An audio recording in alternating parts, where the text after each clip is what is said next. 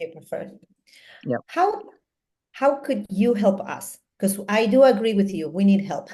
But what will be, right? A lot. Yeah. When you said. But what were the things that you feel were missing? That not for you, but like now that you work with other, or you've been in touch with other patients that, or other people that they went through a similar situation, what are the key things that we're missing? Like, for example, shouldn't we try for our teenager patients to explain what is going on while you are a teenager? Like, to give you tools, like what you're saying. Maybe that's something that we have to consider strongly. Or what else? Yeah. I don't know. I think, um, well, I would like to say you that I have the answer for this You question, don't have to be kind. You can say but no. But I mean, having the answer for this is really difficult. But I think that the most important thing, because normally we don't know anything about medical things. That's yeah. what I talk with Eugenia when I go to this kind of talks. I don't know anything about medical things, about science. I don't know, but what I know is what I went through and what I talk with other people who went through this. And normally we come up with the idea that we need to normalize cancer. Um, and we have I think that it's more related with society than with the patients. We have to create an environment for people who is going through cancer to restrict the cancer to hospitals, because sometimes, I mean, you're going to pass this treatment and you have to do it, but you have to do it only while you are on the hospital. But once you go to your house or wherever, when you are not at the hospital, you need to normalize your life and to keep going with as normal as possible. We have to work on these things, because in my case was 1 week of treatment and 3 weeks at home. But when I Mhm. went to my town, all eyes were on me, like, so this is the kid who has cancer because you were Right. bald and everything. So, and this is normal. This is what happens when you can see it. When you go to the streets and you see someone with cancer, you can see all the eyes of people looking to this person, and this is really uncomfortable. I think Right. and when I talk with other people, we agree that these kind of moments are really uncomfortable, because it's like blaming you and feeling worried and everything. So you're trying to forget what you're going through when you're in the hospital, and then you come home and you're feeling the same, because people is not used to this kind of illness. And I think that when you think about cancer, you only see sad news, or people dying because of cancer, or some kind of treatment to the illness that is like, oh, poor guy, poor girl. And I agree. I mean, it's a pity to going through this illness, but I think these kind of feelings don't are not good for the patients, because then you can see in the eyes of people that you are not normal and you are the one who is ill, and now you start thinking that maybe you're going to die, because if people think that you are going to die and that you are ill, maybe it's because of and when you're 13 years old, you cannot have the capacity to say, okay, I'm not going to think about this. I mean, you have to be really strong, and normally you're not, and you don't have to, because you're only 13 years old. So basically, I guess the key point that you're saying, which I totally agree, is that we don't have to define yourself based on your disease, right? That is something that is happening to you at that time, but doesn't define who you are. But the Yes. challenge is to make others see you that way. Yeah, because mostly we focus on the person. That's why I don't like to talk about fighters or this kind of wars, because you focus on the person who is having the illness, and maybe and like you're focusing on them, like if they have to work on themselves to success on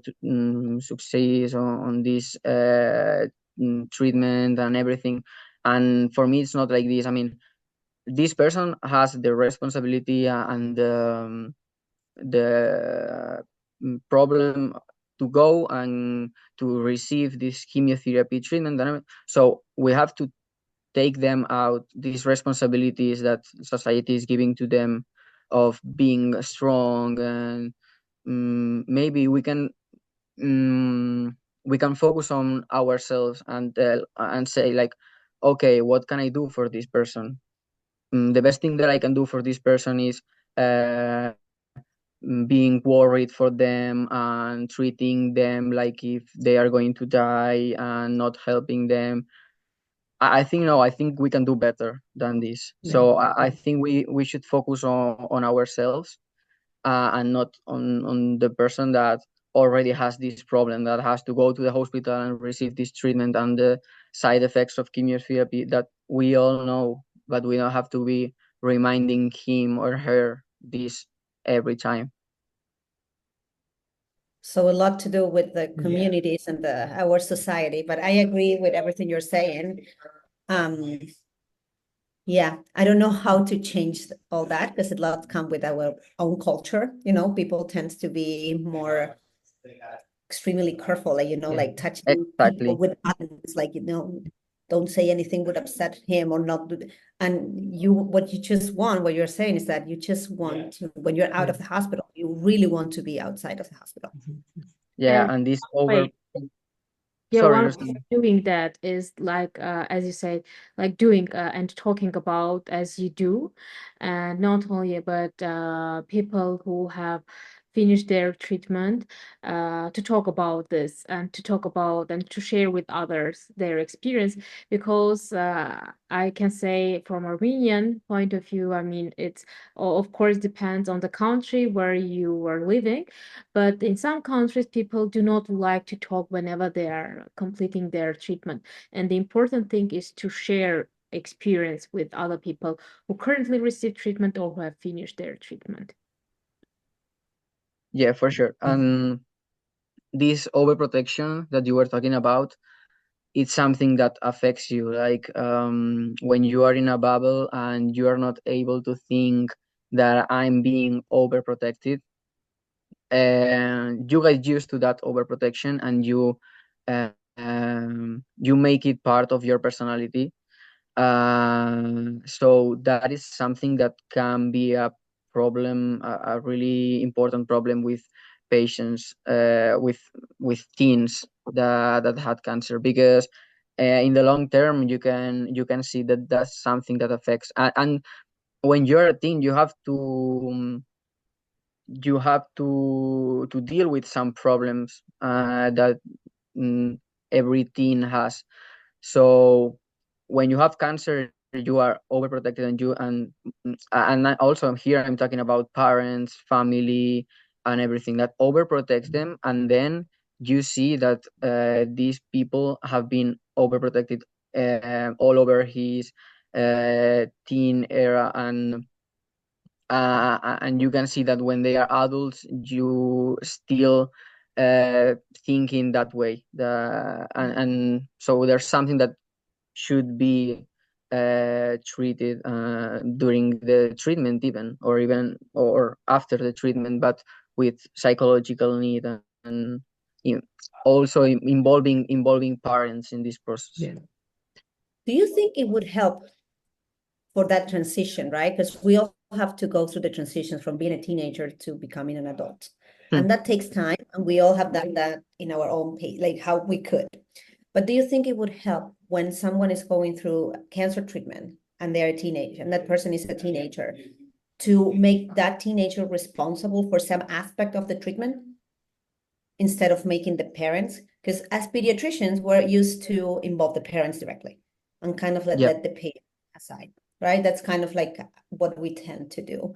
Maybe because we're also used to work with little kids, but as we work with teenagers that then they have to transition to an adult life, do you think that could be a strategy?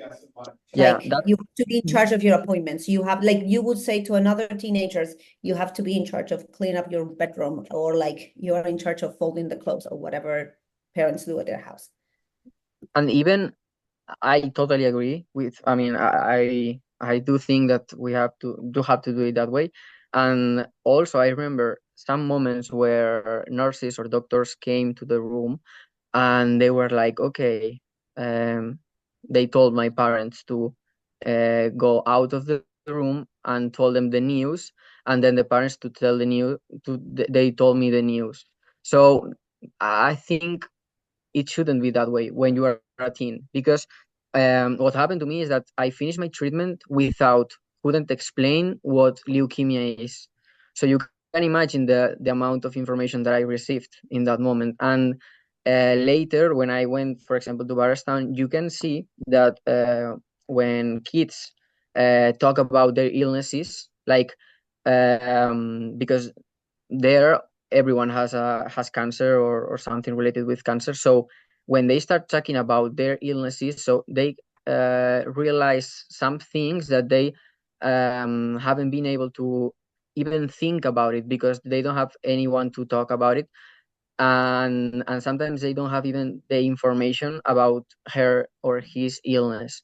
So giving this maturity to teens to talk about the illness. Also, nurses and doctors have to be really careful with their words, and that's something that they should be educated, maybe in their degree or studies or wherever.